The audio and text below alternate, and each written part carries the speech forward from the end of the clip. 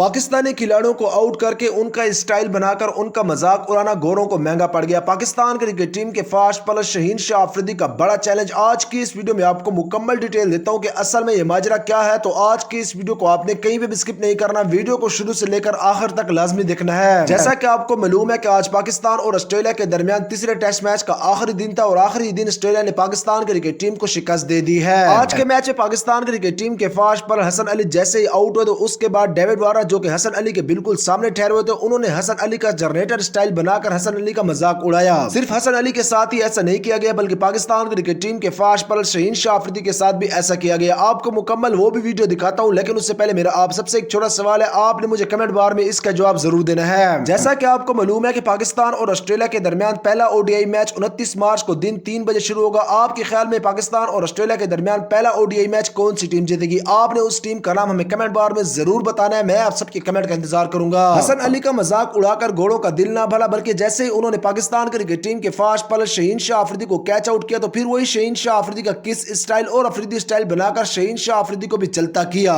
शहीन शाह अफरीदी ने इस चैलेंज को एक्सेप्ट किया और कहा है कि देखते हैं कि पाकिस्तान और ऑस्ट्रेलिया के दरमियान पहले ओडीआई मैच में कौन कितनी किसेस करता है। शहीन शाह अफरीदी ने इस चीज को मजाक में कहा है।